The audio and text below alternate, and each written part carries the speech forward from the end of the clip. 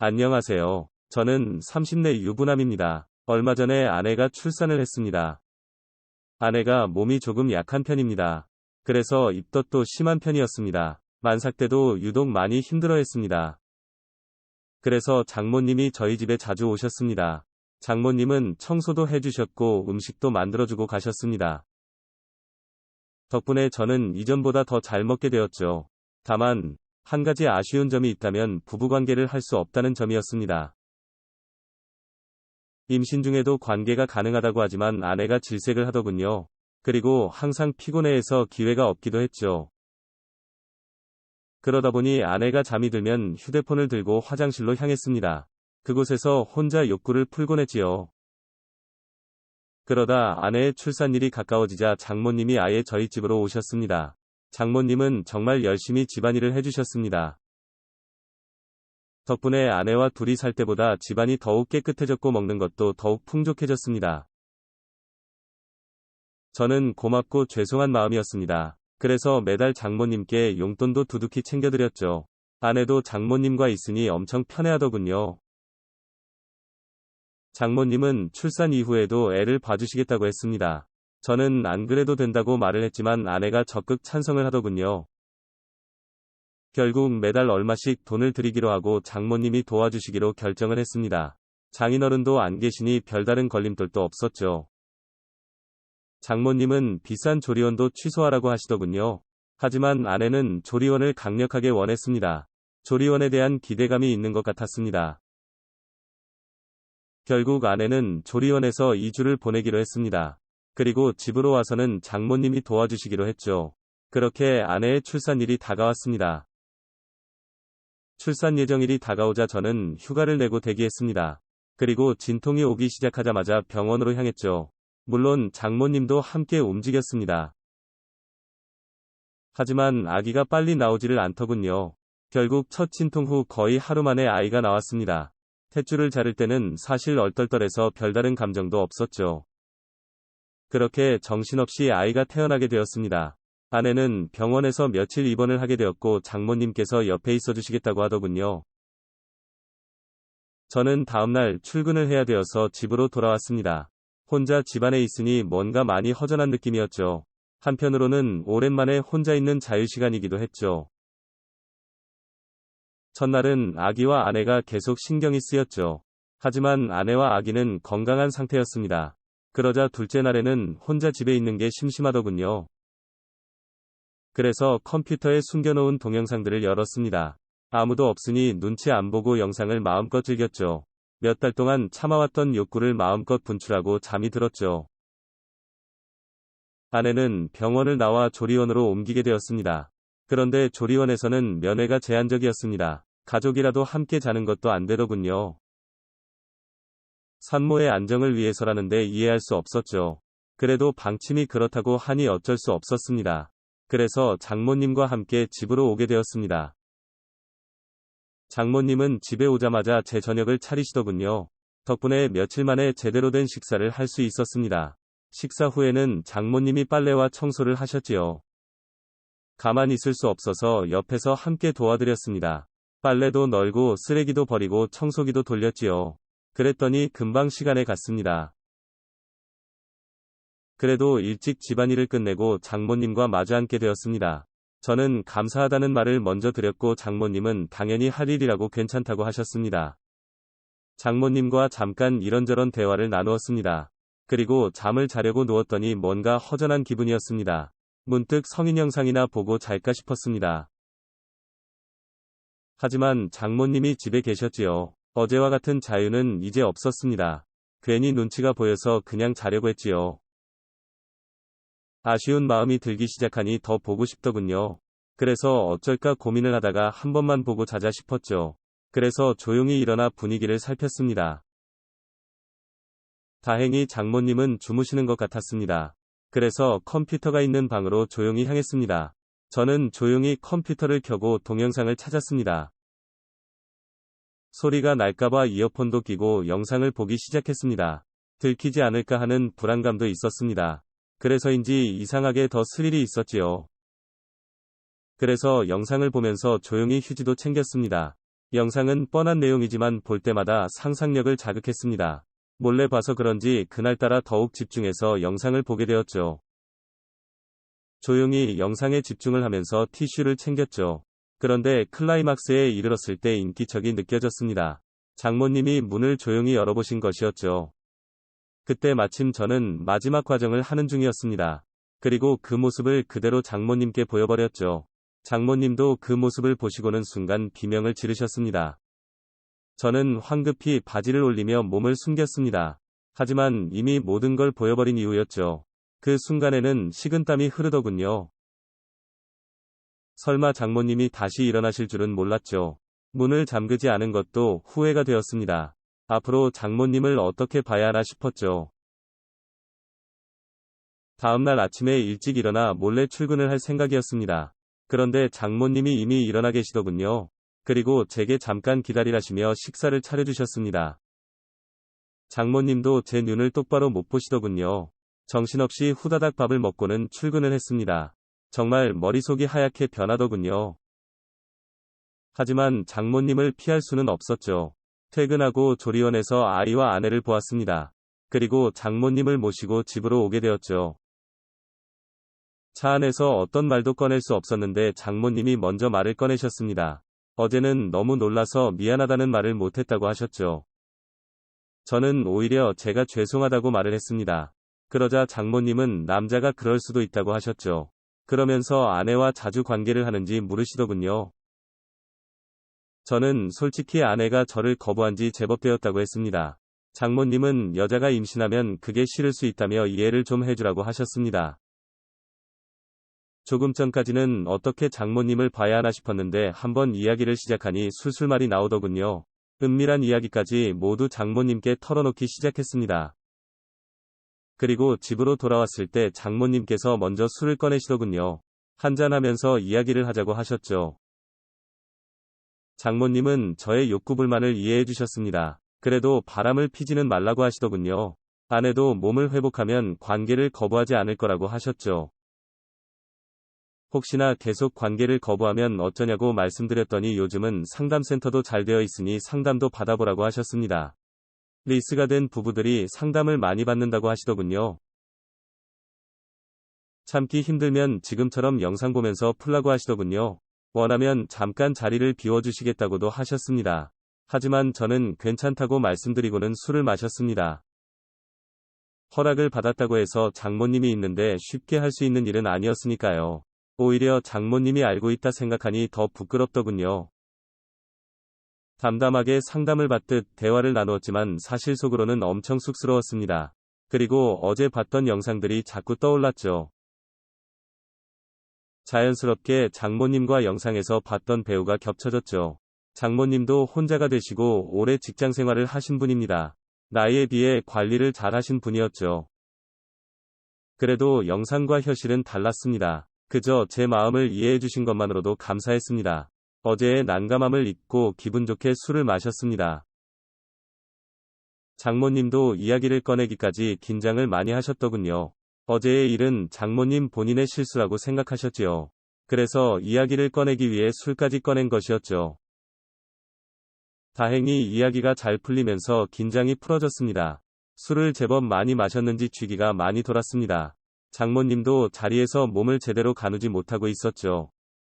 술을 오랜만에 마셔서 그런지 조절을 못하신 것이죠. 장모님이 비틀거리며 몇 번이나 쓰러질 뻔 하셨습니다. 저는 장모님을 화장실까지 부축해드렸습니다. 하지만 화장실에서도 몸을 못 가누시더군요. 하위를 제대로 내리지 못한 상태로 변기에 앉으셨죠. 하지만 그대로 다시 옆으로 고꾸라지시더군요. 저는 장모님을 부축해서 변기에 앉혀드리고 옷도 제대로 내려드렸습니다. 민망한 모습을 모두 눈으로 보게 되었죠. 하지만 장모님은 이미 정신이 없으신지 그대로 소변을 보셨습니다. 덕분에 제 손과 옷이 소변에 젖어버렸죠. 장모님도 이미 옷이 다 젖어버렸지요. 그렇다고 혼자 수습을 하실 상황도 아니었지요. 어쩔 수 없이 젖은 옷을 갈아입혀 드려야 했죠. 수건으로 대충 닦아드리고 방으로 모시고 갔습니다. 그리고 방에 눕혀드리고 옷도 갈아입혀 드렸습니다. 장모님은 거의 기절하듯 잠이 드셨습니다. 한바탕 땀을 빼서 그런지 저도 그대로 쓰러져 버렸죠. 잠깐 쉰다는 게 그대로 기절하듯 잠이 들어버려죠. 그리고 아침에 갑자기 정신이 번쩍 드는 기분이었습니다. 순간 등골이 서늘해지는 기분이었습니다. 제 몸에서 누군가의 체온이 느껴지고 있었습니다. 슬쩍 눈을 떠보니 장모님이었습니다. 제가 옷을 벗어던진 상태로 자고 있더군요. 그리고 장모님도 아래 속옷만 입고 주무시고 있었죠. 그 상태로 장모님과 엉켜서 잠을 자고 있었던 것입니다. 밤에 무슨 일이 있었는지 기억이 나지 않았습니다. 분명 옷을 갈아입히고 재워드린 것은 기억이 나는데 그 이후가 기억이 없었습니다. 왜 장모님과 껴안고 자고 있는지도 생각이 안 났습니다. 그때 장모님도 제 기척에 눈을 뜨시고 있었습니다. 우리는 서로 엄청 크게 놀랐습니다. 하지만 장모님은 저보다 더 기억이 없으셨습니다. 불안하신 표정으로 혹시 무슨 일이 있었는지 물으시더군요. 저는 아무 일도 없었던 것 같다고만 말씀드렸습니다. 장모님은 조용히 당신의 몸도 확인을 하시는 것 같았습니다. 하지만 사실은 저도 확신이 없었습니다. 제가 왜 옷을 벗고 잠이 들었는지 이해가 되지 않았죠. 잠시 후 장모님도 옷을 갈아입으시고는 나오셨습니다. 그리고 장모님은 화장실에서 샤워를 하시고 뒷정리도 하시는 것 같았습니다. 저도 안방 화장실에서 샤워를 했습니다. 손에서는 여전히 소변 냄새가 나는 것 같았습니다. 서둘러 샤워를 하고 옷을 갈아입었습니다. 장모님은 어제 술을 마시고 실수한 것 같다고만 하셨습니다. 화장실에서 어제의 흔적을 보신 것 같았습니다. 우리 둘 다 술이 너무 취했었다고 결론을 내렸습니다. 어제의 일에 대해서는 서로 그렇게 정리를 했지요. 하지만 여전히 미묘한 어색함은 남아 있습니다. 그리고 다음날 밤에 몰래 동영상을 열어보았습니다. 장모님이 집에 계신데도 컴퓨터방에서 영상을 보았죠. 장모님이 주무시는지는 알 수 없었습니다. 왠지 문을 잠그고 싶지도 않더군요. 그리고는 장모님 관련 동영상만 뒤져보기 시작했습니다. 그날 보았던 장모님의 모습이 자꾸 떠오르더군요. 그날 밤에 무슨 일이 있었는지 상상하게 되었죠. 미쳤다고 생각하면서도 자꾸만 상상을 하게 됩니다. 아내랑 빨리 관계 회복을 해야 할 것 같습니다. 영상 시청 감사합니다.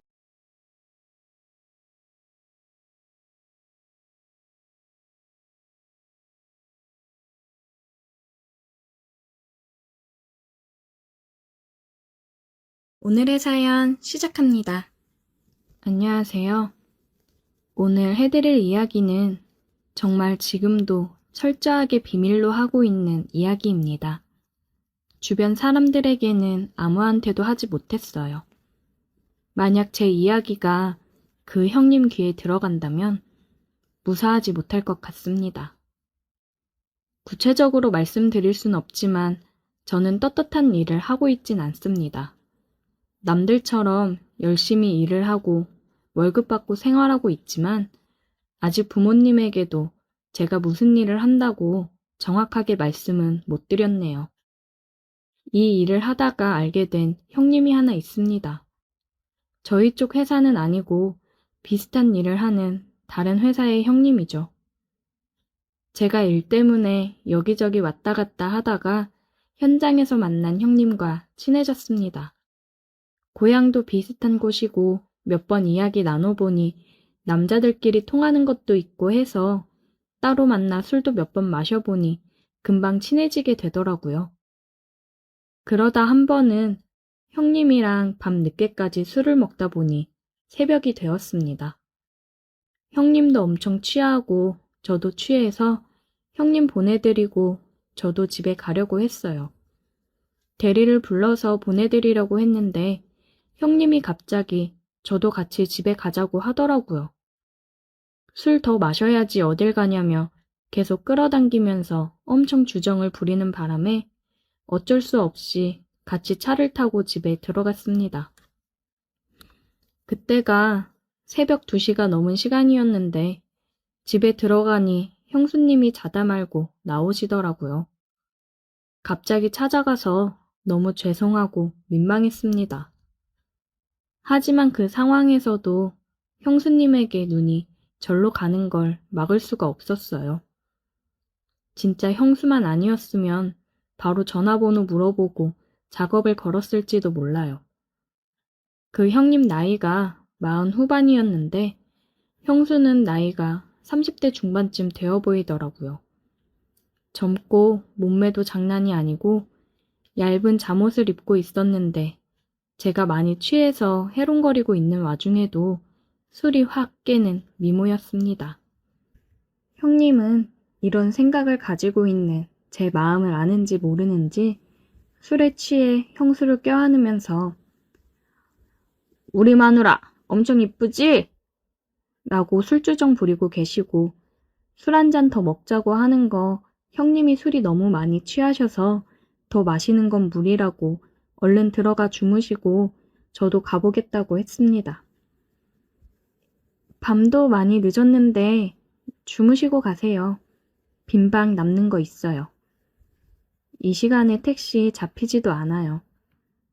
라고 붙잡는 바람에 하룻밤 신세를 지게 되었습니다. 형수님이 작은 방에 이부자리를 깔아주셨어요. 형님은 이미 안방에서 코를 골며 쓰러져 있었고 형수님과 단둘이 작은 방에 있었는데 진짜 형수님이 너무 예뻐서 정신을 차릴 수가 없었습니다.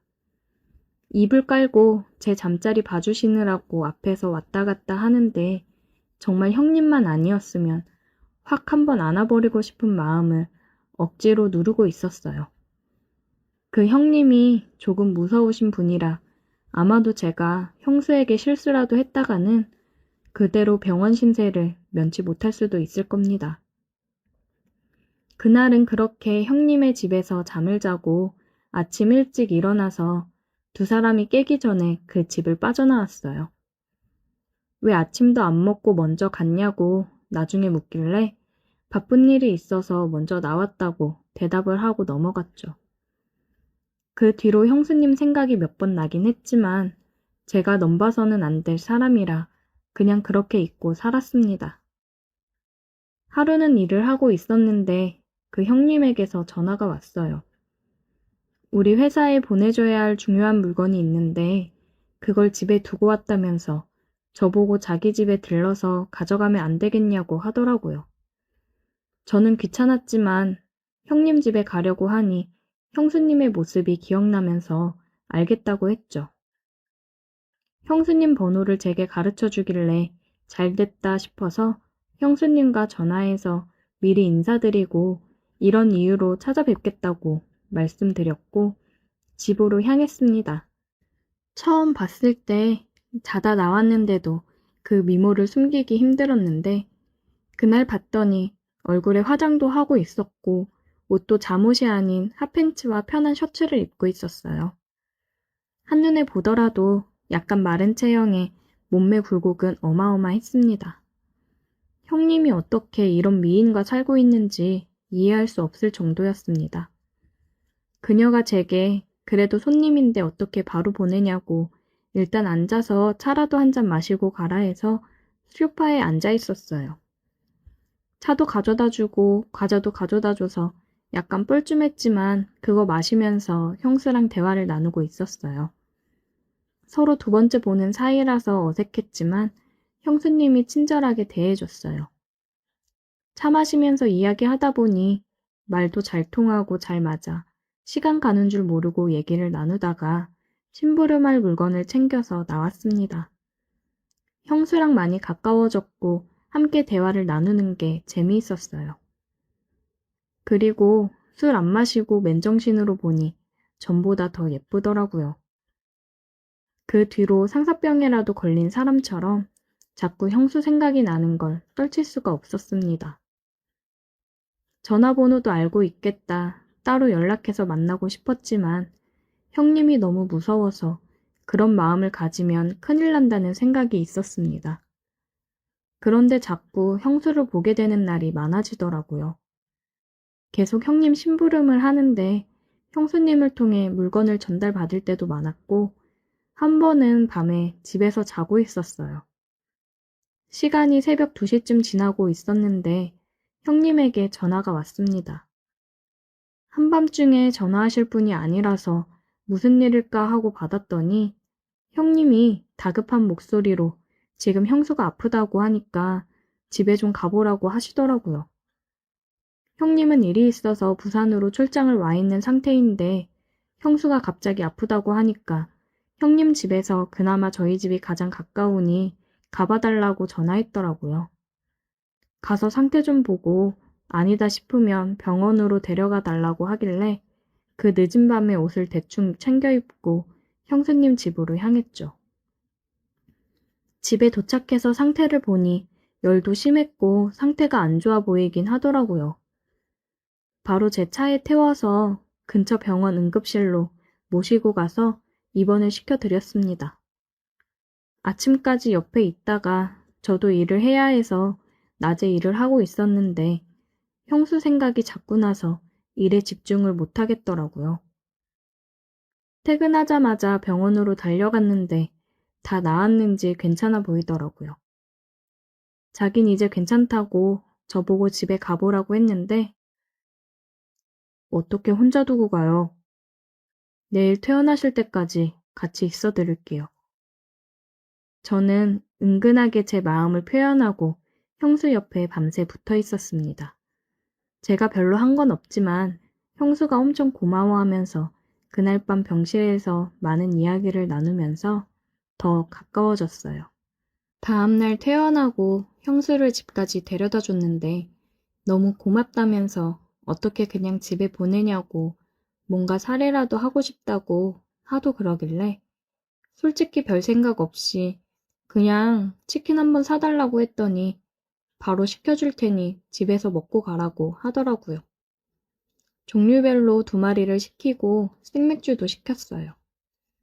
바로 태어난 사람이 치킨에 맥주를 먹어도 되냐 물었는데 자기도 병원밥 맛없어서 치킨 생각나서 죽을 뻔했답니다. 그래서 둘이 형님네 집 거실에서 함께 치킨 먹으면서 술을 마셨어요. 역시 사람이 술이 들어가니까 이전에 하던 이야기들보다 조금 더 진솔하게 서로의 마음에 있는 이야기를 할 수 있었습니다. 혹시나 하는 마음에 형님과는 어떻게 만난 사이냐고 물었는데 약간 씁쓸하게 웃으면서 대답을 피하더라고요. 요즘 형님이랑 사이가 어떠냐고 물었더니 그냥 그렇답니다. 한참 나이에 여자랑 둘이서 술 마시면서 이야기를 하다 보니 솔직히 마음이 많이 흔들렸어요. 그녀도 왠지 자꾸 제 쪽으로 엉겨붙는 듯한 느낌이었고 우리 둘 다 같은 마음이구나 생각이 들었습니다. 저는 조금 더 용기를 내서 그녀의 손을 잡았어요. 그녀는 손을 빼지는 않고 저를 빤히 쳐다보더라고요. 우리 둘은 서로를 마주봤고 전기가 흘렀습니다. 누가 먼저랄 것도 없이 우리는 입을 마주치고 있었어요. 솔직히 이래도 되는 건가 싶었는데 그 순간 저도 술김에 자제력을 잃어버리고 지금은 마음 가는 대로 하자는 생각에 그녀와 계속 입을 맞추었습니다. 그녀는 정말 오랫동안 사랑 못 받은 것처럼 적극적으로 제게 매달리더라고요. 우리는 내일이 없는 사람들처럼 함께 있는 동안 모든 걸 쏟아부었습니다. 우리 또 만날 수 있을까요? 글쎄, 걸리면 우리 둘 다 가만 안 둘걸. 그녀가 말을 하는데 정말 그럴 것 같아서 갑자기 무서워지더라고요. 우리는 따로 연락을 하지는 않았지만 아주 가끔 형님의 심부름으로 집을 가게 되는 날이면 짧은 시간 동안 서로를 애틋하게 느끼고는 합니다. 근데 이제 이마저도 그만해야겠죠. 우리 미래를 위해서라도 그녀와 저는 점점 거리를 두려고 합니다. 오늘의 사연 여기까지입니다. 오늘도 들어주셔서 감사해요. 구독, 좋아요, 알림 설정 부탁드려요. 오늘의 사연 시작합니다. 안녕하세요. 저는 조금 특별한 일을 하고 있는 30대 중반의 남자입니다. 제가 다니는 회사는 정확하게는 말씀드릴 수 없지만 정부기관 밑에서 일을 하고 있고 회사는 산골짜기 깊숙한 곳에 있습니다. 직원들 대부분은 집에서 나와 기숙사에서 살고 있어요. 평일 5일은 기숙사에서 일을 하며 지내고 주말에만 가족들에게로 돌아갈 수 있는 그런 가혹한 환경에서 일하고 있습니다. 하고 있는 업무가 중요한 자료를 많이 다루기 때문에 주말에 모든 직원이 회사를 비우고 집에 내려갈 수는 없습니다. 그러다 보니 보통은 직원 2명이 한조가 되어 당직을 서고 있어요. 옛날 선배들 말로는 회사 직원 대부분이 남자 직원들이라 남자들만 당직을 섰다고 하는데 요즘은 남녀 직원 비율이 거의 반반이지 않습니까? 도저히 남자 직원들로만 당직을 할 수 없는 구조라서 여직원들도 돌아가며 당직을 함께 서고 있어요.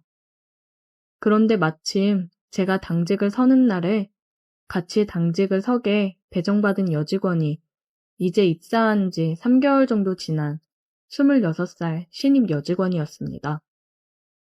평소 일도 잘하고 성격도 애교 있고 상냥해서 남자 직원들에게 인기가 많은 여직원이었습니다. 게다가 얼마 전부터 비슷한 또래의 신입 남자 직원과 사내 연애를 시작했다는 소문이 들리더라고요. 얼굴도 예쁘고 키는 좀 작지만 귀여운 느낌의 여직원이었습니다. 남자한테 인기가 많을 스타일이었고 실제로 그녀 좋다고 하는 남자들도 많았어요. 그녀와 함께 당직을 서는 건 처음이었고 솔직히 처음에 저는 그녀에 대해서 별 생각이 없었습니다. 워낙 다른 사람들이 좋아한다고 하기도 했고 사내 연애를 한다는 소문을 들어서 괜히 얽혀서 복잡한 일이나 생기지 않았으면 좋겠다고 생각했죠. 딱히 꼬실 생각이 없으니 잘해줘야 한다는 생각도 들지 않았습니다. 같이 당직을 서고 있는데 사실 당직이라는 게 크게 할 일은 없습니다. 컴퓨터 켜놓고 그 앞에서 시간 때우면서 문제 생기지 않게 지켜보는 일인데 당직 서면서 큰 문제가 생길 만한 일은 몇 년에 한 번 나올까 말까한 일이었기 때문에 대부분은 그냥 당직 서면서 드라마도 보고 놀다가 집에 갑니다. 그날도 정말 할 일이 없어서 컴퓨터 켜놓고 게임하면서 놀고 있었어요. 그런데 같이 당직 서는 그 여직원이 자꾸 궁금한 게 있다면서 제 옆자리에 앉아서 이것저것 물어보더라고요. 저랑 부서는 다르지만 전체적으로 하는 일은 크게 다르지 않아서 아는 대로 대충대충 설명해주고 있었어요. 너무 기초적인 것까지 물어보길래 속으로 입사 3달째인데 얘는 아는 게 뭐지? 라는 생각까지 하고 있었습니다. 눈은 게임을 하느라 컴퓨터에 고정되어 있었고 입으로만 대충대충 설명을 하고 있었는데 그녀가 뭔가 제 설명을 듣고도 잘 모르겠는지 현장으로 가서 직접 알려주면 안 되겠냐고 하더라고요. 사무실은 그래도 괜찮은데 현장은 정말 넓고 어두워요. 밤에 내려가면 진짜 무섭습니다. 현장에서 일하는 선배들이 밤에는 귀신 봤다는 사람들이 많으니까 당직 설 때도 현장 근처에는 가지 말라면서 겁을 주는 바람에 정말 내려가고 싶지 않더라고요. 그래도 남자가 어떻게 새파랗게 어린 여직원 앞에서 무서워서 못 가겠다는 말을 할 수 있겠습니까? 계속 알려달라고 옆에서 치근덕거리니까 저도 어쩔 수 없이 알겠다고 했죠. 간신히 무서움을 참고 일단 현장으로 내려가서 불을 켜고 천천히 하나하나 상세하게 설명을 해줬더니 그녀가 제 옆에 바싹 달라붙어서 설명을 듣더라고요. 제 말 한마디 한마디에 대답도 잘하고 리액션을 하면서 자꾸만 나와 눈을 마주치려고 하는데 솔직히 그때는 약간 부담스럽더라고요. 이 여자가 갑자기 왜 이러나 싶어서 슬금슬금 옆으로 뒷걸음질을 쳤는데 제가 한 발 물러나면 그녀가 한 발 다가오고 이런 식으로 계속 옆에 딱 붙어 있더라고요. 지금 생각해보니 순진한 척하면서 의도적으로 남자 꼬시는 스킬인 것 같았습니다. 아무튼 설명 다 해주고 이제 알겠냐고 물었더니 고개를 끄덕끄덕 거리길래 다시 사무실로 올라가자고 해서 제가 앞장서서 현장을 빠져나오고 있었어요. 그런데 워낙 현장이 넓고 기계들이 많아서 평소에 사람이 없고 기계가 꺼져 있어도 잡소리가 한 번씩 나는데 하필이면 딱 그때 멀리 있는 기계에서 쿵 하는 소리가 크게 들렸습니다. 저도 깜짝 놀랐고 그녀도 깜짝 놀라서 엄마야! 라고 소리 지르면서 제 등에 찰싹 달라붙더라고요. 그래놓고 하는 말이 너무 무서우니까 자기 이렇게 붙어서 가도 되냐고 하길래 속으로 좋았지만 겉으로는 태연한 척 그러라고 했죠. 제 등 뒤에 딱 붙어 있는데 겉으로 볼 때는 몰랐지만 생각보다 볼륨도 꽤나 있고 보드라운 느낌이 정말 좋았습니다. 워낙 넓은 현장이라서 사무실로 돌아가는 데만 한참이 걸렸는데 걷다 보니 뒤에서 점점 느려지면서 저를 끌어당기는 듯하는 기분이 들더라고요. 안 그래도 무서운데 빨리 사무실로 돌아가고 싶었습니다. 하도 뒤에서 당기는 기분이 들어서 약간 짜증나서 뒤를 돌아보니 그녀의 눈망울이 그렁그렁한 것이 뭔가를 원하는 눈빛이었어요. 순간 상황 파악이 안 되더라고요. 그녀를 한참 멍하니 바라보고 있는데 제 팔을 꼭 끌어안고 자기 몸을 밀착시키는데 일부러 내게 이러는 듯한 느낌이 확실하게 들었습니다. 확인이라도 한번 해볼 겸 빨리 돌아가죠 라고 이야기하면서 그녀의 허리에 손을 슬쩍 감았는데 분명히 자기도 느꼈을 거면서 가만히 있더라고요. 아니, 오히려 허리를 감은 제 품으로 더 파고들었어요. 이건 더 이상 확인하고 자시고 할 필요도 없었습니다. 바로 그녀의 어깨를 잡고 키스를 해버렸어요. 마침 지나가는 곳이 구석이기도 해서 CCTV 사각지대라 보이지도 않을 거라 마음 놓고 키스를 했습니다. 역시나 원하고 있었는지 제 목을 끌어안으며 당기더라고요. 한참 키스를 하다가 잠깐 입술을 떼고 대체 언제부터 나한테 그런 마음을 갖게 된 거냐고 물었더니 요즘 들어서 자꾸 신경 쓰이고 있었다네요. 그녀에게 지금 만나는 남자 있지 않냐고 우리 이러면 안 되는 거라고 얘기했는데 그냥 그 남자가 자기를 좋아서 따라다니는 거지 자긴 마음이 없다고 했어요. 이렇게 같이 당직 서는 날만을 기다리고 있었다면서 저를 좋아하고 있다고 갑자기 고백을 하는 겁니다. 순간 머릿속이 멍한 느낌이 들었고 저는 자기를 어떻게 생각하냐고 묻길래 대답할 필요도 없이 키스를 해서 제 마음을 알려줬죠. 혹시라도 경비 아저씨가 순찰이라도 돌 수 있으니 적당하게 키스하다가 끝내고 우리는 아무 일도 없는 것처럼 다시 사무실로 돌아왔습니다. 사무실에서도 그녀와 밤새도록 옆에 붙어서 계속 키스를 했어요. 그날 이후로 회사 사람들 아무도 모르게 만남을 이어가고 있습니다. 뭔가 겉모습보다 남자를 더 좋아하고 밝히는 여자 같아서 정식으로 사귀지는 않고 회사 사람들에게는 비밀로 한 채 그냥 따로 만남을 즐기고만 있어요. 그녀도 이런 관계를 나쁘게 생각하는 것 같지 않았고 은근히 이 사람 저 사람에게 여지를 주고 어장 관리를 하는 것 같더라고요. 저 말고도 따로 만나는 남자도 회사 안에 더 있는 것 같고 젊고 매력적인 그녀가 먼저 호감을 표시하면 넘어가지 않은 사람은 없을 겁니다. 그 중에 한 사람이 바로 저입니다. 사실 솔직히 이야기하면 저도 3년 동안 만나는 여자친구가 있습니다. 서울에 있고 내년이면 결혼할 것 같은데 어차피 제 여자친구는 회사 내에서 제가 어떤 일을 하고 누구를 만나는지 전혀 모르는 상황이기 때문에 앞으로도 계속 그녀와의 이런 관계를 즐겨도 전혀 문제 없을 것 같네요. 서로 조심하면서 즐거운 사이가 계속 지속되었으면 좋겠습니다. 오늘의 사연 여기까지입니다. 오늘도 들어주셔서 감사해요. 구독, 좋아요, 알림 설정 부탁드려요. 오늘의 사연 시작합니다. 저는 이혼하고 혼자 살고 있는 40대 중반 여자입니다. 사람 인생이라는 게 참 알 수 없다는 게 맞는 것 같네요.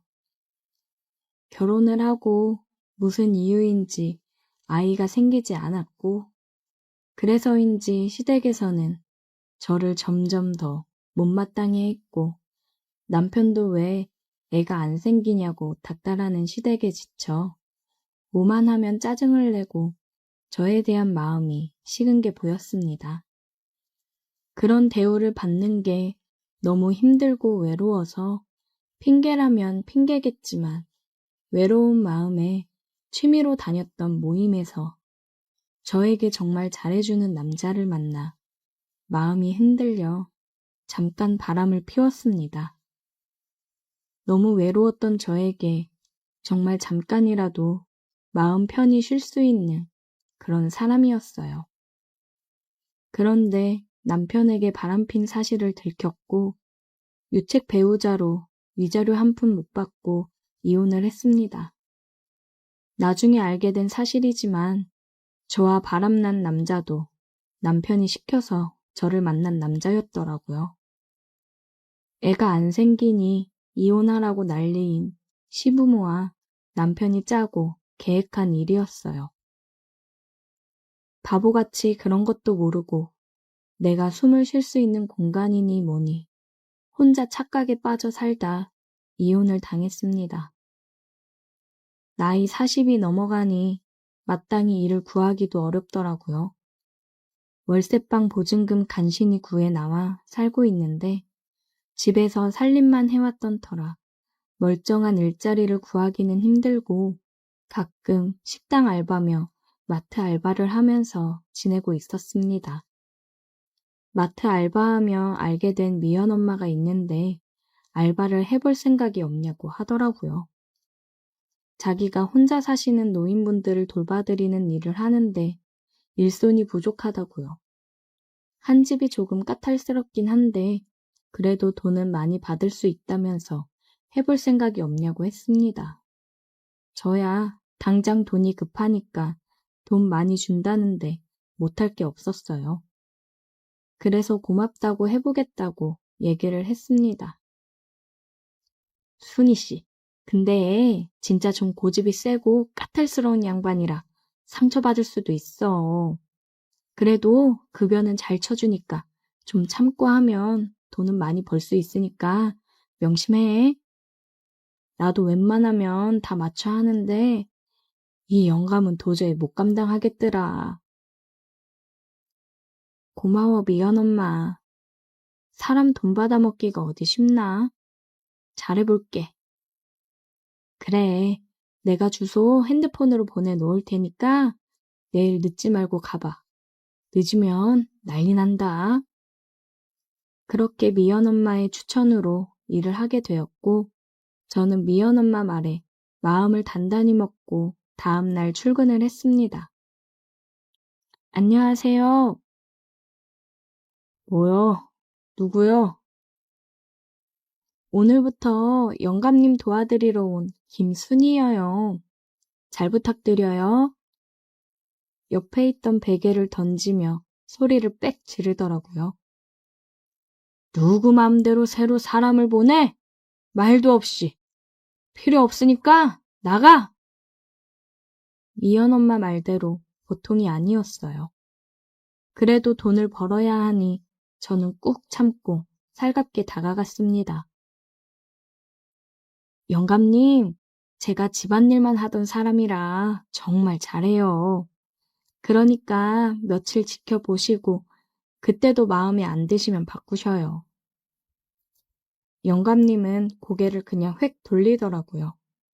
저는 일단 해보라는 뜻으로 받아들이고 간단히 정리하고 식사 준비를 했습니다.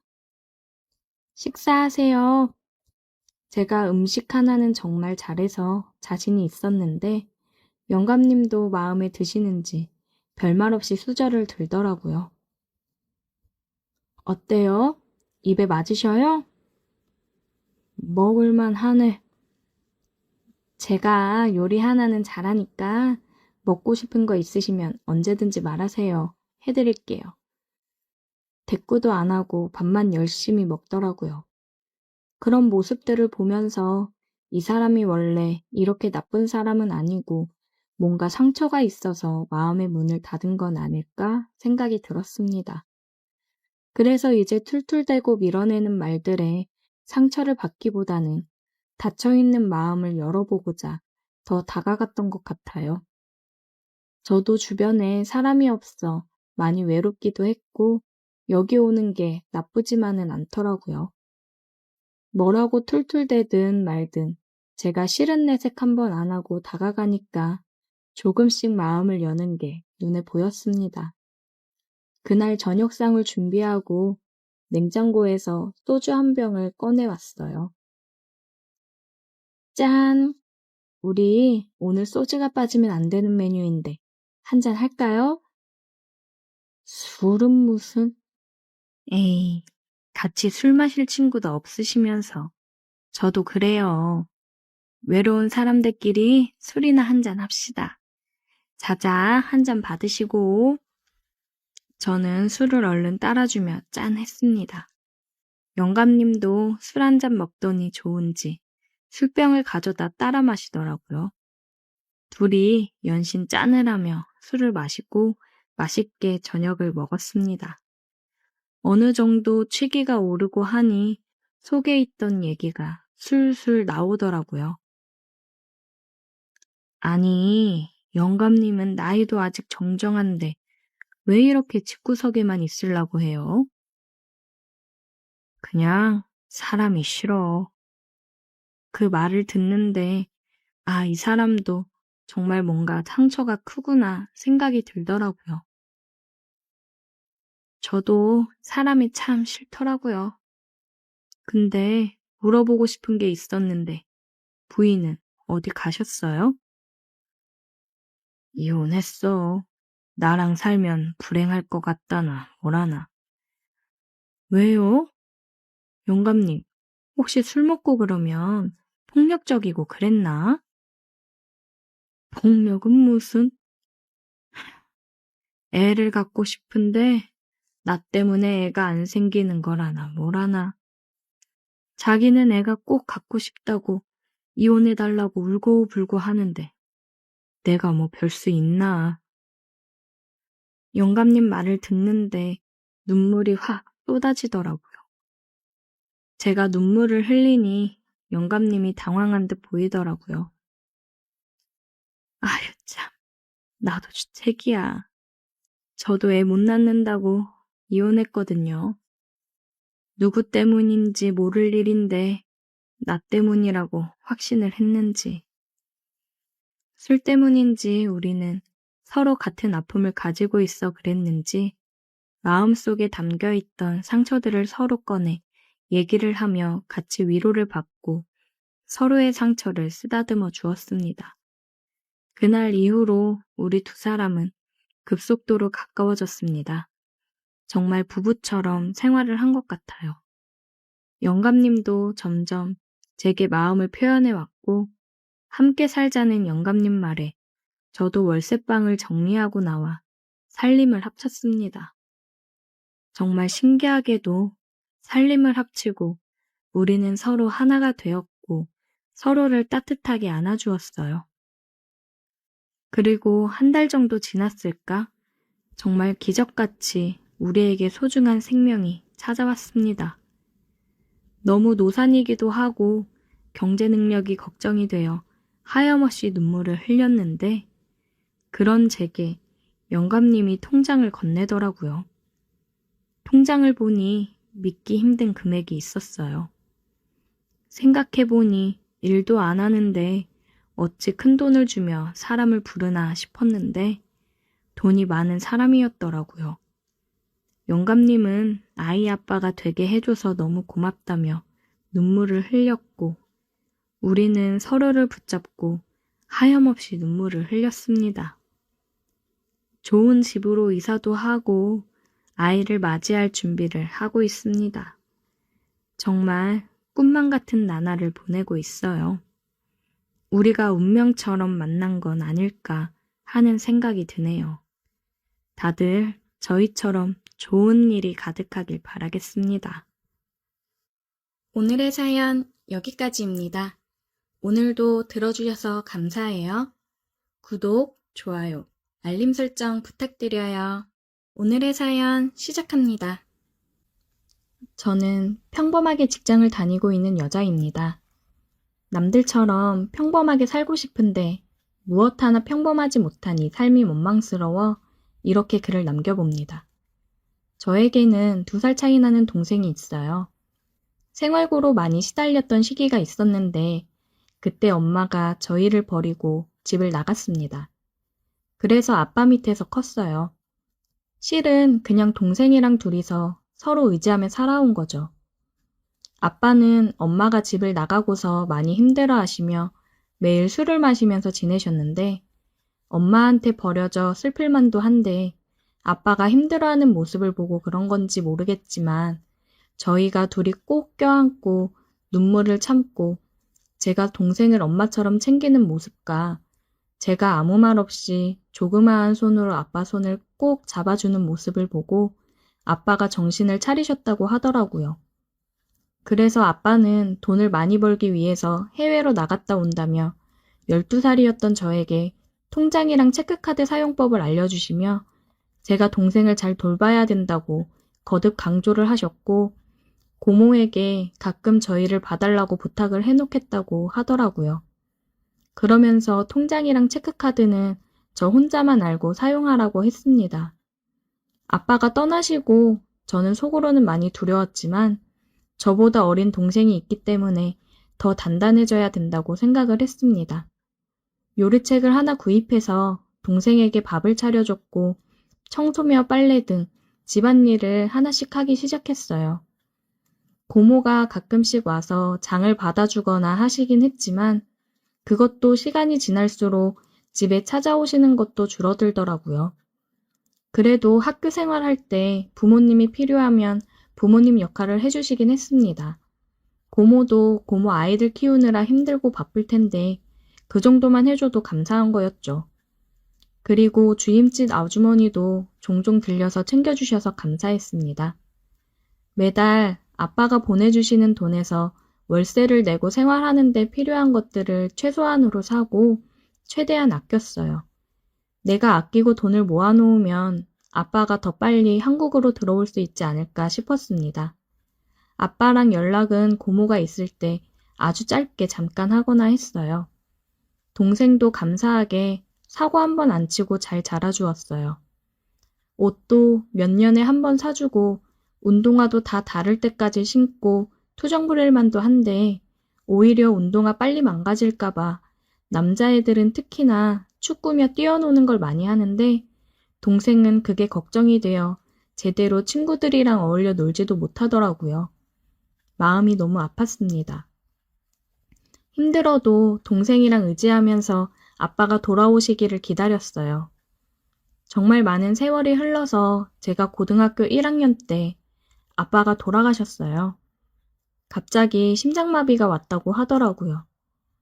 아빠가 돌아와서 함께 살 날만 기다렸는데 아빠가 원망스러우면서도 먼 해외에서 혼자 일만 하시다가 돌아가셨을 거라 생각하니 마음이 너무 아프고 죄송스럽더라고요. 아빠가 보험을 들어놓은 게 있어서 사망보험금이 나왔는데 액수는 그렇게 크지는 않았고 주인집 아주머니가 월세도 많이 줄여주셔서 저희는 그곳에 계속 살 수 있었어요. 고등학생이 되어서 알바를 시작했습니다. 아무래도 학교 끝나고 알바를 하는 거라 집에 와서 집안일을 신경 쓸 겨를이 없더라고요. 근데 고맙게도 동생이 제가 알바하고 오면 집안일도 다 해놓고 밥도 준비해놓고 있고 그랬어요. 동생도 저도 너무 일찍부터 철이 들어버린 거죠. 동생이랑 저는 잘 때도 서로 꼭 껴안고 자거나 서로에 대해 애착 같은 게 많이 심한 편이었어요. 이 세상에는 우리 둘밖에 없다고 생각을 했거든요. 저는 내가 돈을 벌어서 동생 많은 공부를 제대로 시켜야겠다 생각을 해서 고등학교 자퇴를 했습니다. 그리고 검정고시를 준비했고 알바를 열심히 했어요. 알바를 안 하는 시간에는 공부를 했습니다. 하루가 너무 부족했어요. 그나마 동생이 집안일을 도와줘서 버티며 할 수 있었던 것 같습니다. 그렇게 열심히 살고 있었는데 동생이 크면 클수록 제가 동생을 마냥 동생으로 보고 있는 게 아니라 남자로 생각하고 있다는 걸 깨달았어요. 동생을 사랑하게 돼버린 거예요. 애써 현실을 부정하려고 했고 알바를 더 늘려서 동생과 좀 떨어져 있는 시간을 늘려보자 생각을 했어요. 너무 둘이서 붙어 있어서 그런 걸 거라고 애써 합리화했습니다. 제가 알바가 늦게 끝나니까 동생이 집 앞에 마중을 나와 있더라고요. 왜 요즘 이렇게 늦냐면서요. 누나, 요즘 왜 이렇게 늦게 들어와? 아, 알바를 하나 추가했더니 이쯤 끝나. 누나, 그러면 너무 힘들잖아. 내가 알바 하나 할 테니까 하나는 그만둬. 누나도 쉬어야지. 걱정 마. 그리고 누나는 알바하는 거 재미있어. 여러 가지 경험도 해볼 수 있고, 살면서 경험이 제일 중요한 거야. 너는 공부만 열심히 해. 누나는 그거면 되니까. 얼른 들어가자. 내가 안마해줄게. 그렇게 동생이랑 서로 의지하면서 둘 다 성인이 되었어요.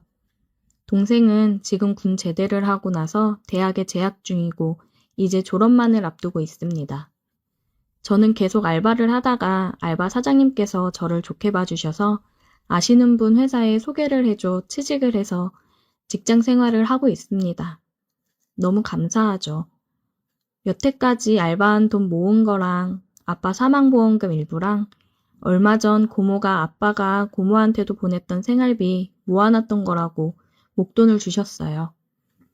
그동안 힘들었겠지만 자기도 어느 정도 목돈으로 만들어 놓고 너네한테 줘야 될 것 같았다며 집 사는데 보태라고 하더라고요. 고모 손을 잡고 엉엉 울었습니다. 제 나이 28에 작은 평수 아파트를 마련했어요. 지방이라 집값이 싸기는 하지만 저한테는 정말 어느 집보다도 비싸고 의미 있는 집이었습니다. 정말 계약을 했을 때도 동생이랑 부둥켜 안고 눈물 콧물 흘리며 울었어요. 그리고 아파트 입주를 하고 동생이랑 집에서 고기를 구워 먹자고 했습니다. 고기를 먹으면서 술을 마시는데 정말 그동안 고생했던 모든 것들이 스쳐 지나가더라고요. 처음으로 맘 편히 술을 먹어본 것 같아요. 모든 맘고생이 끝나고 술이 들어가니 동생이나 저나 이성의 끈이 끊어져 버렸습니다. 서로 마음이 있다는 걸 알고 있었어요. 하지만 애써 부정해 왔습니다. 어떻게 서로 사랑하지 않을 수가 있겠어요. 동생을 위해 헌신하며 애쓰는 누나. 그런 누나에게 짐이 되지 않으려고 열심히 도와주는 동생. 서로가 너무 안쓰럽고 애틋하죠. 우리에게는 정말 어렸을 때부터 둘뿐이었으니까요. 정말 이러면 안 되는 걸 아는데 저희 둘은 넘어선 안 될 선을 넘어버리고 말았습니다. 서로의 눈을 보며 사랑을 느꼈고 둘 다 눈물을 흘리면서 키스를 했어요. 그 어느 때보다도 뜨거웠습니다. 이 순간을 놓치고 싶지 않다는 듯이 우리는 서로에게 집중을 했어요. 손짓, 몸짓 하나하나가 다 소중했습니다. 서로 모든 것을 탐색한 후에 하나가 되었어요. 정말 돌이킬 수 없는 강을 건너버렸습니다. 그렇게 다음날 아침을 맞이했고 우리는 서로를 보며 웃어줬어요. 모든 게 걱정이 되었지만 애써 생각하지 않으려고 했습니다. 그냥 이제까지 힘들었으니까 우리 둘이 행복한 길을 선택하자. 우리가 이 선택을 우리의 행복한 길이라고 선택을 했으면 후회하지 말자. 혹시나 후회를 하게 되는 순간이 온다면 그 누구도 원망하지 말고 놓아주자 얘기를 했습니다. 그 이후 동생이랑은 정말 연인처럼 데이트도 하고 스킨십도 하며 지냈습니다. 퇴근하고 들어와서 동생이 알바를 끝내고 오는 시간 맞춰 맛있는 음식도 준비해 놓고 하루의 일과를 얘기하며 즐거운 저녁 시간을 보내고 이전과는 크게 달라진 건 없지만 온전한 우리의 집에서 여유로움을 느낀다는 거고 서로를 보며 사랑한다고 얘기하고 입을 맞추는 게 전과 달라졌다면 달라진 점이네요. 솔직히 지금 인생에서 가장 행복한 순간입니다. 어린 나이부터 정말 많이 힘들게 살아왔고, 희망과 행복이랑은 거리가 먼 삶을 살아왔는데, 지금 너무 행복하다 보니까 불안해요. 동생과 제 관계를 알게 된다면 모두 저희를 보고 손가락질을 하겠죠? 남들이 다 손가락질하는 이 관계를 유지하는 게 맞는 걸까요?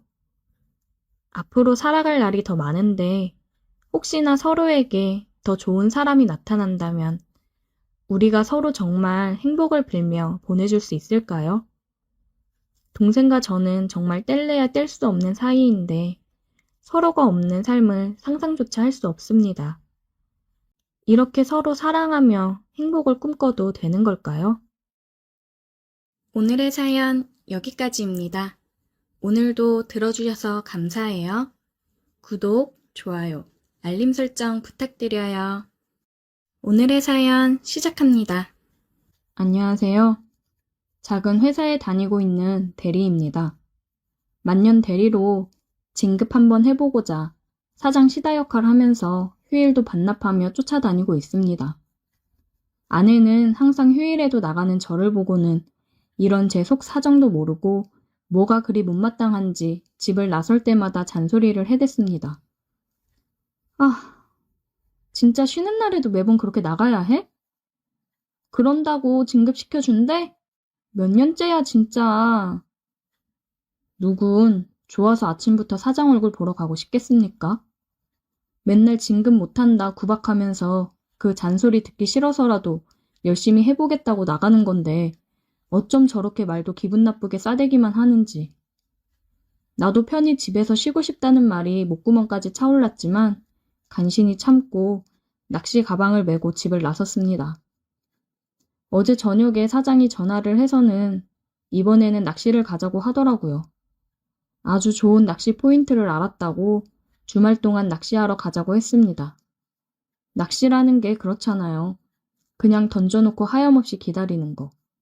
그게 낚시 묘미이면서도 혼자 가서 하기엔 지루하고 적적하기도 하고 텐트 치는 거부터 이런저런 잡일 시킬 사람이 필요하니 저를 부르는 거죠. 혼자 운전해서 가기 힘드니 운전기사는 덤으로 시킬 작정인 거죠. 집안 사정을 핑계로 쉬고 싶었지만 진급 심사가 얼마 남지 않았기에 저도 모르게 낚시 좋아한다고 말을 해버렸습니다. 정말 이렇게 먹고 살기가 힘드네요. 전화를 끊고 답답한 마음에 한숨이 나왔습니다. 다음날 아침 차를 끌고 이른 아침부터 사장 집으로 향했습니다. 차를 세워놓고 사장 집으로 올라갔어요. 저는 초인종을 눌렀습니다. 누구세요? 안녕하십니까 사모님. 저 김대리라고 합니다. 아, 김대리님? 잠시만요. 문이 열리고 사모님이 나오시더라고요. 김대리님, 오랜만이네요. 잘 지내셨죠? 네, 사모님. 사모님도 잘 지내셨죠? 그럼요. 김대리님, 못 본 새 더 잘생겨지셨네. 감사합니다. 사모님도 여전히 아름다우시네요. 어머, 김대리, 어쩜 그리 말도 이쁘게 해? 한참 사모님이랑 얘기를 나누고 있는데 사장님이 짐을 들고 나왔습니다. 저는 짐을 받아들고 사장님이랑 차를 타러 내려왔습니다. 김대리님, 조만간 또 봐요. 조심히 다녀오고. 네, 안녕히 계세요. 사장님은 차에 타서 얘기를 하더라고요. 김대리랑 낚시 간다니까 통 믿지를 않더라고. 그래서 올라오라고 한 거야. 요즘 외박을 많이 했더니 의심이 많아졌어.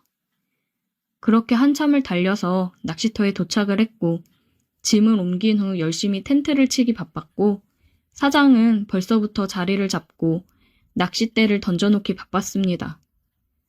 텐트를 다 치고 저도 낚싯대를 던져놓았고 사장은 준비해온 음식들 먹으면서 술 한잔 하자고 하더라고요.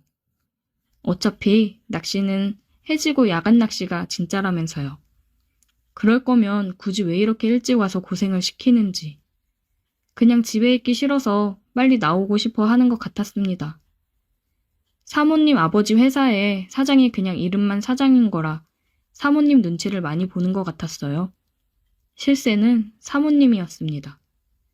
술을 마시면서 어찌나 사모님 흉을 보던지요. 나이 먹어서도 아직도 자기를 아래로 보는 것 같다며 불평불만을 늘어놓더라고요. 그러면서 지금 만나는 여자에 대해서도 얘기를 했습니다. 술이 들어가서 그런지 아니면 사장도 나이를 먹더니 수다가 많아진 건지 별별 얘기들을 다 하더라고요. 저는 묵묵히 공감해주며 같이 술잔을 기울여 줬습니다. 다음날 낚시를 마치고 집으로 돌아왔어요. 짐을 들고 사장 집까지 옮겨줬습니다. 사장은 피곤해서 씻고 바로 자야겠다며 화장실로 들어갔어요. 김 대리님, 다음에 내가 도움 필요한 일 있으면 부를게요. 도와줄 수 있어요? 그럼요, 사모님. 언제든지 말씀하세요. 제가 도와드릴 수 있는 건 도와드릴게요. 그래요. 고생 많았어요. 조심히 가요. 네, 안녕히 계세요. 저도 집에 와서 씻고 바로 뻗어버렸습니다. 낚시라는 게 정말 지루하고 힘든 거더라고요. 그리고 한 일주일 정도 흘렀을까요? 사모님이 연락을 해왔습니다. 김 대리님, 다름이 아니라 우리 남편이 오늘부터 출장 갔잖아요. 근데 집에 뭘 좀 수리해야 되는데 좀 도와줄 수 있을까? 네, 알겠습니다. 제가 찾아뵐게요. 저는 사모님 전화를 받고 퇴근을 하고 집으로 찾아갔습니다. 왔어요? 네, 사모님. 어떤 것 때문에 그러세요? 아직 식사 안 했지? 여기 와 앉아요. 사모님을 따라 들어가 보니 식탁 위에 맛있는 음식들이 차려져 있었습니다. 어우, 진수성찬인데요? 부탁하실 일은 어떤 거예요? 아, 천천히 얘기해요. 밥부터 먹고. 술은? 뭐로 줄까요? 저 차를 끌고 와서 술은 괜찮습니다. 대리 불러 가면 되지. 와인 괜찮죠? 네, 좋습니다. 김 대리가 일을 그렇게 잘한다면서요? 이렇게 일 잘하는 사람이 진급도 빨리 하고 그래야 되는데 아쉽네.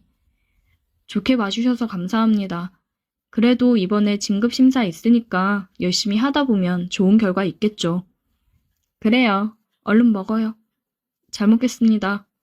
사모님은 식사를 하면서 부담스럽게 계속 빤히 쳐다보며 웃었고 와인도 계속해서 따라주더라고요. 이 아줌마가 무슨 속셈이 있어서 이러나 생각이 들었습니다. 우리 남편 회사에서는 어때요? 잘 안 붙어 있지? 사장님은 아무래도 외부로 나가셔서 일을 보시는 경우가 많으시니까요. 그래도 회사에 애정 가지고 더 키우려고 노력하시는 것 같습니다. 편들어 주기는. 맨날 나가서 여자들이랑 호텔 가고 그러는 거 다 아는데. 요즘 가만히 보고 있으니까 정신을 못 차리고 점점 밖으로 나돌더라고. 그래서 말인데 김 대리가 우리 남편 뒷조사 좀 해봐. 요즘 뭐하고 돌아치는지, 회사에는 언제부터 언제까지 있는지. 알겠지? 제가요? 그 정도는 해줄 수 있지? 잘 생각해봐. 남편보다는 나한테 잘 보여야 될 텐데. 우리 남편 그냥 바지 사장인 거 알지? 네, 알겠습니다. 제가 한번 잘 지켜보겠습니다. 그래, 잘 생각했어. 그리고 김 대리가 나한테 또 해줄 수 있는 게 있을 것 같은데? 어떤 걸... 사모는 식탁 밑으로 제 다리를 쓸어 올리면서 저를 보며 아까 그 부담스러운 미소를 짓더라고요. 저는 당황해 와인 한 잔을 벌컥벌컥 마셨습니다. 김 대리, 많이 더운가 봐? 땀도 흘리는 것 같은데. 더우면 씻고 가도 되는데. 저 사모님, 이러시면 제가 곤란합니다. 김 대리는 만년 대리로 있고 싶나? 지금 김 대리 결정에 따라서 어디까지 진급할지 결정될 텐데. 김 대리 욕망 있는 사람인 줄 알았는데 내가 잘못 봤나 봐? 저는 고민이 되었습니다. 저보다 어리고 늦게 들어온 후배들이 먼저 진급을 하고 그러는 걸 보면서 많이 패배감도 들고 진급 못할 때 아내의 한숨 섞인 잔소리를 듣는 것도 너무 싫었기 때문에 저는 사모의 제안을 받아들였습니다. 저 확실히 밀어주시는 거죠? 그럼 이제 김 부장으로 불러야 되나? 이렇게 사리 판단이 빠른데 왜 아직 대리였나 몰라. 나만 믿어. 저는 사모를 번쩍 안아들고 침실로 향했습니다. 어머, 내가 이렇게 박력 있을 줄 알았다니까. 사모에게 키스를 하며 점점 더 가까워졌습니다. 사모는 사장이랑 할 때보다 너무 좋다며 어쩔 줄 몰라 하더군요. 아무래도 젊은 남자는 틀리겠죠. 그리고 저는 무엇보다 자신이 있거든요. 한껏 사모를 기분 좋게 해준 후 저는 씻고 나왔습니다. 김 부장, 오늘 너무 좋았어. 내 기대 이상이야. 내가 부르면 또 와, 알겠지? 네, 사모님. 저도 너무 좋았습니다. 그럼 가볼게요. 집에 도착하니 아내는 저를 본 척만 척하며 또 늦게 들어왔다고 핀잔을 주더군요. 그런 아내에게 아무 말도 하고 싶지 않았습니다. 저는 바로 누워서 잠이 들었고 진급날만 기다리고 있었어요. 그 중간 사모는 계속 연락을 해왔고 저는 사모를 만족시키기 위해 최선을 다했습니다. 그리고 사모가 부탁했던 사장 뒷조사도 같이 했어요. 젊은 여자를 만나 아주 입이 귀에 걸려 좋아 죽더라고요. 두 부부 사이가 어찌 되건 간에 저는 진급도 하고 돈이나 많이 벌었으면 좋겠습니다. 사모가 선물도 사주고 그랬는데 사모한테 들러붙다 보면 저한테는 크게 나쁠 게 없을 것 같아 잘하려고 노력 중입니다. 오늘의 사연 여기까지입니다. 오늘도 들어주셔서 감사해요. 구독, 좋아요, 알림 설정 부탁드려요. 오늘의 사연 시작합니다. 안녕하세요. 저는 20대 후반에 취업을 준비하고 있는 남자입니다. 1년째 백수로 지내고 있어요. 저희 부모님은 식당 운영을 하고 계시는데 가끔 나가서 일 도와드리고 용돈을 받고는 합니다. 그리고 부모님 댁 옆에 누나네 부부가 살고 있어요. 5살 된 조카가 하나 있는데 아무래도 둘 다 맞벌이고 부모님도 일하시느라 바쁘다 보니 놀고 먹고 있는 백수인 저에게 누나가 부탁을 하더라고요. 조카 픽업 도와주면 용돈 줄 테니까 좀 해달라고요. 저는 딱히 할 것도 없었고 돈을 준다고 하니까 흔쾌히 알겠다고 했습니다. 크게 할 건 없고 조카 등하원 도와주고 누나네 부부 끝날 때까지만 잠깐 봐주면 된다고 하더라고요. 남자 조카라 놀아주는 것도 크게 힘들 게 없었어요.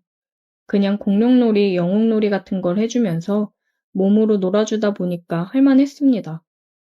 처음 조카 등원을 해주러 유치원 버스 차량 올 시간에 나가 버스를 기다리고 있었어요. 근데 애들 등원시키는 아줌마들이 많더라고요. 그중에 혼자 남자다 보니까 괜히 민망하고 창피한 기분이 들었습니다. 다들 저를 힐끔힐끔 보는 것 같은 느낌이었어요. 순간, 아씨, 괜히 한다고 했나? 생각이 들었습니다. 유치원 버스가 와서 조카한테 인사를 하고 보냈고, 공부를 좀 하다 보니 금방 조카가 끝날 때가 됐더라고요. 버스가 올 시간이라 조카를 데리러 나갔습니다. 나가보니 아침에 그 아줌마들도 애들 데리러 나왔더라고요. 근데 아침에 봤던 후질근한 모습들은 사라지고 말끔하고 어떤 사람은 화장도 했더라고요. 설마 남자인 제가 있어서 꾸몄나 싶었습니다. 저도 후질근하게 나오는 게 창피했는데 이 아줌마들도 그럴 수 있겠다 싶더라고요. 조카가 삼촌 부르며 버스에서 내렸어요. 저는 그런 조카를 안아들고 집으로 들어갔습니다. 누나가 준비해놓고 간 간식을 조카 손발을 씻기고서 앉혀 먹였습니다. 맛있게 잘 먹는 걸 보니 기분이 좋아지더라고요. 오늘은 유치원에서 무슨 일이 있었는지 조잘대며 떠드는데 귀여웠습니다. 이래서 다들 애 낳고 아이 키우는 맛에 사나 싶더라고요. 그렇게 한참을 떠들던 조카는 놀아달라며 본격적으로 떼를 쓰기 시작하더라고요. 저는 조카랑 영웅놀이를 하며 악당이 되어 몇 번을 총에 맞고 쓰러지기를 반복했는지 모르겠습니다. 한참을 놀아준 것 같은데 시간이 왜 이리 안 가는지 벌써부터 힘들어지더라고요. 육아라는 걸 너무 만만하게 본 것 같습니다. 조카랑 더 놀다 보니 누나가 먼저 퇴근하고 들어왔어요. 엄마다! 조카는 퇴근하고 오는 엄마가 반가워 신나서 달려가더라고요. 그런 걸 보면 또 참 안쓰러웠습니다. 한참 엄마랑 붙어서 사랑받을 나이인데 아무래도 현실은 맞벌이에 바쁜 삶을 살다 보니 종일 유치원이며 다른 사람 손에 맡겨졌다가 저녁 돼서야 엄마 만나 좋아하는 걸 보니까 내가 좀 더 잘 놀아줘야겠구나 생각이 들더라고요. 누나 왔어? 나 이제 집에 간다. 육아 이거 보통이 아니네. 고생했다. 쉽지 않지? 애 키우는 게 세상에서 제일 어려워. 저녁 먹고 갈래? 아니, 그냥 빨리 집에 갈래. 내일 또 올게. 조심히 가. 조카가 짠하고 안쓰럽긴 했지만 어쨌든 엄마가 왔으니 저는 빨리 집에 가서 쉬고 싶었습니다. 기가 아주 쏙쏙 빨리더라고요. 저는 그날 그대로 집에 와서 뻗어 잠이 들었습니다. 다음날 알람 소리에 일어나 보니 벌써 날이 밝아 있더라고요. 저는 후다닥 씻고 누나네 집으로 가서 조카랑 있다가 버스 시간에 맞춰 나갔습니다. 두 번째라고 아줌마들이 말도 걸어주고 그러더라고요. 민호 삼촌이신가 보다. 어우, 잘생기셨네. 역시 아줌마들은 거리낌이 없이 말을 하더라고요. 왠지 더 부담스러워지는 느낌이었습니다. 제발 누가 말 좀 그만 걸어주게 했으면 좋겠다 싶던 찰나 버스가 왔어요. 민호야, 버스 왔다. 얼른 타자. 저는 얼른 말을 돌려 조카를 데리고 버스를 타기 위해 서 있었습니다. 버스에서 차량 선생님이 내려 인사를 하더라고요. 근데 어제 봤던 선생님이랑은 다른 선생님이었어요. 귀여우면서도 섹시한 외모에 저는 넋이 나갔습니다. 안녕하세요. 민호 삼촌분이시구나. 민호가 삼촌 자랑을 엄청 하더라고요. 안녕하세요. 제가 잠시 본가에 와 있는 동안 조카를 봐주고 있는데 녀석이 참 좋아하네요. 그렇게 그녀와 짧은 얘기를 나누고 그녀는 버스를 타고 떠났습니다. 나중에 알고 보니 그 여자가 조카의 담임 선생님이었더라고요. 어쩜 그렇게 귀여운데 섹시한 느낌이 날 수 있는지 너무 제 스타일이라 계속 그녀가 생각이 났습니다. 조카 하원길에 그녀를 또 보고 싶은 마음이 가득이었는데 계속 바뀌는 건지 다른 선생님이더라고요. 아쉬웠습니다. 그러다 누나가 어느 날에 조카 영유아 검진 있으니까 오늘은 가서 일찍 하원시키고 영유아 검진 다녀오라고 하더라고요. 차키를 주며 차 타고 다녀오라고 했습니다. 저는 조카 유치원으로 직접 조카를 데리러 갔고 조카 담임인 그녀가 조카를 데리고 나오더라고요. 신경 써서 옷을 입고 온 보람이 있었습니다. 그녀와 많은 대화를 나누지 못해서 아쉬웠지만 그래도 얼굴을 볼 수 있어 좋더라고요. 조카 영유아 검진이 끝나고 조카를 데리고 부모님 식당으로 가서 누나를 기다리고 있었어요. 저는 오랜만에 친구들이 와서 술을 먹자고 해서 부모님한테 조카를 맡기고 나갔습니다. 아직 저처럼 취업 준비 중인 친구도 있고 이번에 취업을 해서 취업턱을 쏘겠다고 한 친구도 있고 그래요. 저도 얼른 이 친구처럼 정신 차리고 취업 준비를 열심히 해야 될 텐데 아직까지는 노는 게 더 좋네요. 친구들이랑 오랜만에 맛있는 고기를 먹으며 저녁을 먹고 2차를 가기로 했습니다.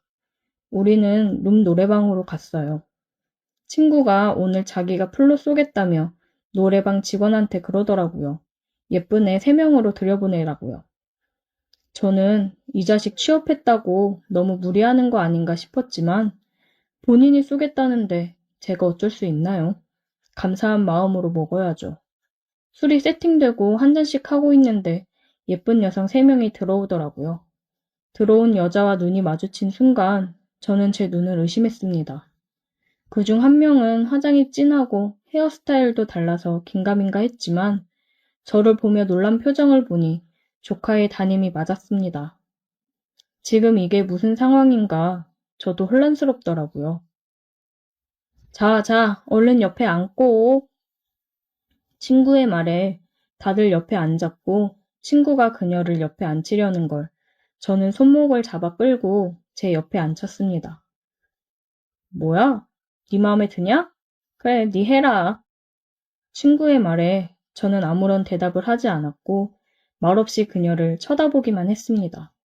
그녀의 몸이 살짝 떨리는 게 보였어요. 아무래도 겁이 나서 많이 불안한 듯 해 보였습니다. 다들 짝을 이루고 분위기가 올랐고 술을 따라주며 술을 마시기 시작했어요. 그녀도 어쩔 수 없이 말없이 제게 술을 따라주었습니다.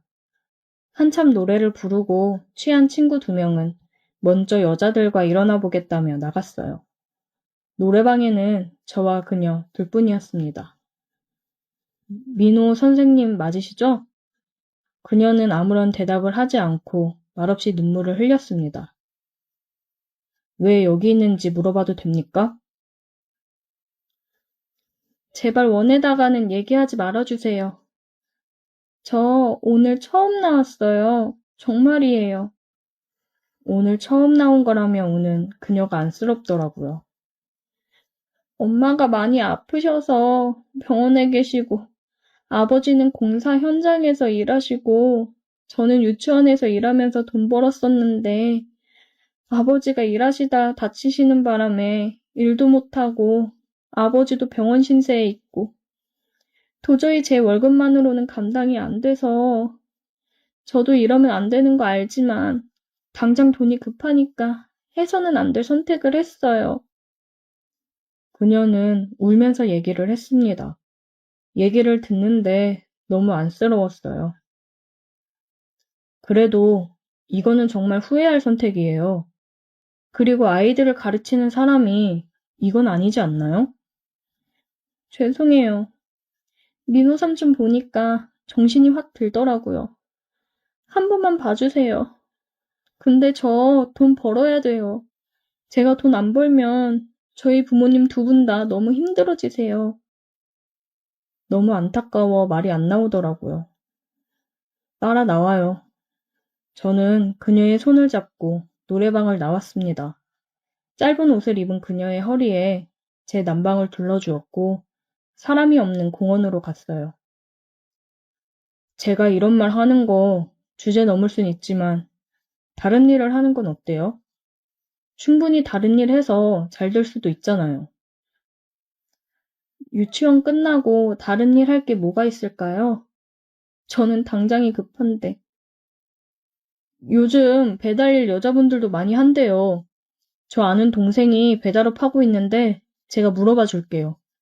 그것도 본인이 하는 만큼 수익 가져가는 거라 잘하면 괜찮을 거예요. 배달 스쿠터도 제가 마련해 볼 테니까 이런 일 하지 마세요. 아이들 가르치는 일이 좋아서 선생님 되신 거 아니에요? 이런 일 하면서 아이들 보며 가르칠 수 있겠어요? 그건 선생님을 더 힘들게 하는 거예요. 제 말을 들은 그녀는 정말 눈물을 펑펑 흘리며 어린아이같이 울더라고요. 그런 그녀를 말없이 꽉 안아주었습니다. 그녀는 끄끄거리며 울면서 저에게 고맙다고 얘기를 하더라고요. 제가 아니었으면 아마 나쁜 길로 빠져 계속 그렇게 지냈을 거라고요. 애들 보면서도 왠지 모를 죄스러운 마음에 제대로 지내지 못했을 것 같다고 하더라고요. 저는 그녀의 눈물을 닦아주었고 그녀와 저는 눈을 마주치고 그대로 서로의 입도 마주쳤습니다. 그렇게 따뜻한 키스는 처음이었어요. 전 그녀의 배달 일을 도와주었어요. 그녀도 유치원이 끝나자마자 와서 열심히 배달을 하더라고요. 그렇게 저희는 서로의 힘든 모습을 보고 감싸 안아주면서 연인으로 발전하게 되었습니다. 그날 노래방에서 그녀가 저를 만나서 참 다행이라고 하는데 저도 그날 노래방을 가서 그녀를 만나 참 다행이라고 생각이 듭니다. 오늘의 사연 여기까지입니다. 오늘도 들어주셔서 감사해요. 구독, 좋아요, 알림 설정 부탁드려요. 오늘의 사연 시작합니다. 안녕하세요. 저는 30대 중반이고 인터넷 정비기사 일을 하고 있습니다. 이 일을 하다 보면 가정집에 들어가는 일이 대부분인데 그러다 보니 예상치도 못한 일도 많이 생기고 아줌마들의 부탁을 들어주는 경우가 있어요. 아마도 제가 취미가 운동이라 몸이 좋아서 그런지 은근슬쩍 아줌마들이 음료수를 가져다 주면서 우연을 가장해서 터치도 많이 하십니다. 제가 서비스 해드리고 평가를 받아야 하는 입장이라서 다 알면서도 그냥 눈 감고 넘어가는 경우가 대부분이죠. 오늘 이야기해드릴 일은 얼마 전에 제가 겪은 일입니다. 봄비가 시원하게 내리는 날이었는데 저는 평소에 비를 참 좋아하지만 일하는 날은 아닙니다. 비가 오면 여기저기 고장 신고가 많이 뜨기 때문에 출동이 잦아서 숨 돌릴 새 없이 바쁘거든요. 그날도 밤새 내린 비로 고장 접수가 잔뜩 쌓여 있었고 아침에 출근하자마자 눈코 뜰 새 없이 바쁘게 움직이고 있었어요. 한 주택가에서 인터넷과 TV가 다 안 된다고 해서 출동을 했는데 집안에서는 별다른 문제를 발견하지 못했어요. 여기저기 체크하다가 전봇대도 체크하고 통신선도 체크해 봤는데 제 생각으로는 타 업체에서 우리 선을 자르고 튄 것 같더라고요. 실수인지 고의인지 알 수 없지만 이쪽 일을 하다 보면 심심찮게 일어나는 일이라 투덜대며 끊어진 선을 복구했습니다. 밖에서 하는 일을 다 마치고 집으로 들어갔더니 집주인인 30대 후반의 여주인이 고생했다면서 시원한 주스를 한 잔 내어주더라고요. 기사님, 날도 더운데 고생 많으시네요. 이거 한 잔 드시고 하세요. 안 그래도 목이 바짝바짝 마르던 참인데 시원하고 달콤한 것이 아주 꿀맛이었습니다. 시중에서 파는 주스가 아니라 직접 집에서 갈아 만든 것 같더라고요. 일을 하다가 보면 이런 주스 한 잔, 물 한 잔 내어주는 호의가 참 고맙더라고요. 시원하게 마시고 화장실을 잠깐 들렀다가 다시 열심히 일을 하고 있었어요. 그런데 이상하게도 몸이 자꾸 나른하고 졸린 게 집중이 되질 않더라고요. 전날 밤에 친구랑 늦게까지 술을 마셔서 그런 건지 피곤이 몰려왔어요. 그래도 고객님 집안인데 민폐를 끼칠 수도 없고 간신히 졸음을 참으며 일을 하고 있었는데 제가 너무 졸려서 그런지 저도 모르게 자꾸 꾸벅꾸벅 흔들리더라고요. 제가 졸고 있는 모습을 본 집주인 여자가 저를 안쓰러운 듯이 바라보더니 많이 피곤하신 것 같은데 방에 가서 잠깐이라도 눈 좀 붙이고 가세요. 아닙니다. 죄송해요. 일이 너무 많아서 제가 너무 피곤했나 봐요. 저는 아니라고 괜찮다고 거절을 했지만 제 의지와 상관없이 점점 몸이 늘어지고 눈꺼풀이 천근만근이었습니다.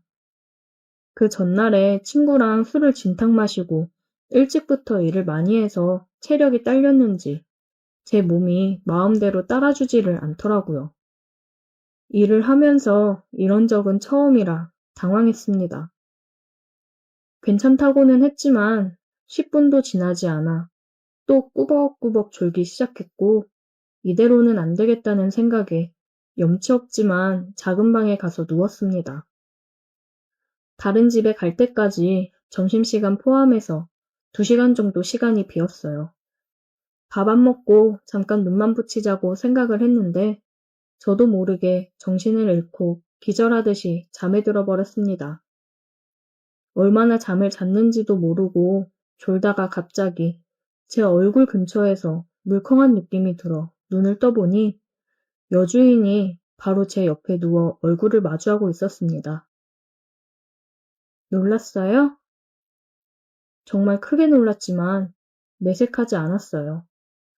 미안하기도 하고 민망하기도 해서 빨리 자리에서 일어나려고 했는데 그 여자가 저를 안고 놔주질 않았습니다.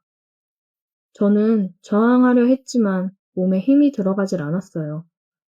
사실 여자가 꽤나 젊고 예쁘기도 해서 아까부터 흑심을 품어온 것도 사실인데 이런 식으로 안게 될 줄은 꿈에도 몰랐습니다. 미안해요. 한 번만 할게요.